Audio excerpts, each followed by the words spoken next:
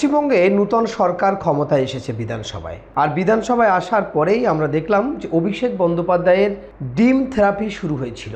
শুধু ডিম নয়, সেই দিনেই পুলিশ এমনকি সাংবাদিক কেউ বাদ যায়নি। ডিম, বৃষ্টি, ইট থেকে শুরু করে কেউ রক্ষা করতে পারেনি। প্রথমেই অভিষেক বন্দ্যোপাধ্যায়ের উপরে যে আক্রমণের পরে পুরো রে করে ছড়িয়ে গেল গোটা রাজ্য জুড়ে।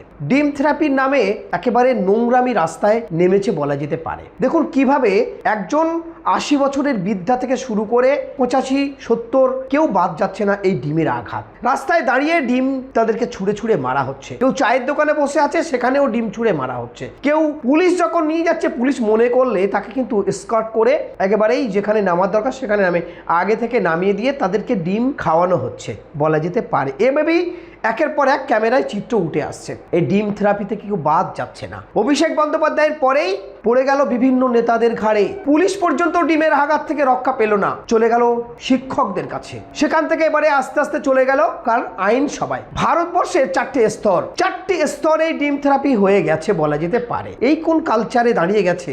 আজ সরকার গঠন প্রায় 2 মাস হতে যায়, তারপরেও এই 1.5-2 মাসের মধ্যে মানুষ কি পেয়েছে?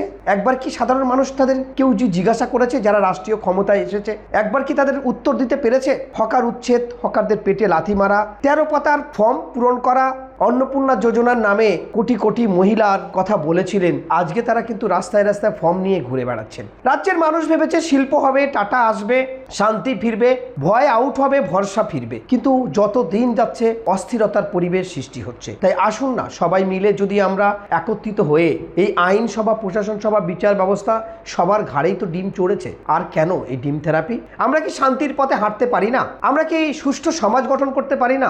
দায়িত্ব কর্তব্য তো প্রতিটা মানুষের। সবাই মিলে যদি সেই ডিম থেরাপি বন্ধ করে তাহলে শান্তির পথে ফিরতে পারি।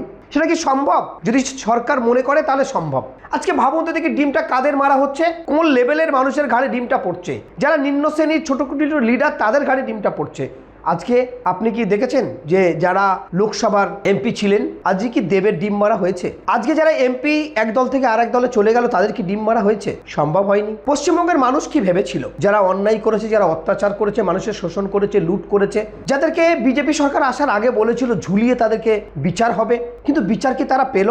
আমরা যারা শাসক দেখছি তাদের বিরোধী দেখছি। তাহলে আছেটা কোথায়? প্রায় 60 থেকে 65 জন বিধায়ক পুরোপুরি বিজেপির সেল্টারে চলে গেল। এরা শাসক না, এরা বিজেপি। এদের গা বাঁচাতে এরা চলে গেল। আর সাধারণ মানুষ, ভোটাররা, তারা কেউ খুন হচ্ছে আর কেউ জেলে যাচ্ছে। এই চিত্র কি কতদিন দেখবে? মানুষ যাদেরকে ভোট দিয়েছে তারা আজকে দিল্লিতে চলে গেছে। আপনি ভাবুন তো দেখি তাদের কথা। কারা চলে গেছে? যে সায়নী ঘোষ এত বড় বড় কথা বলেছিল, দেব এত বড় বড় কথা বলেছিল, পাঠান তারাও এত বড় বড় কথা বলেছিল, তাদেরকে ডিম ছুঁড়ে মারা হচ্ছে। 1জন 2জন নয়, প্রায় 20 জন সাংসদ তারা চলে গেছে।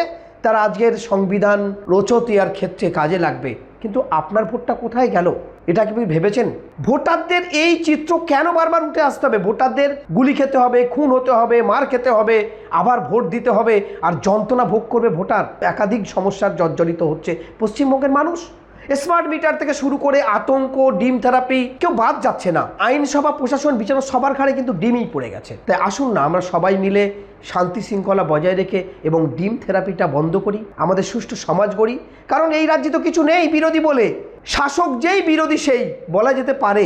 তাহলে আবার কেন এই ভোটারদের মধ্যে অশান্তি? একটি গণতান্ত্রিক দেশের বিচার ব্যবস্থা আমরা হাতে তুলে নেব ডিম থেরাপির নামে?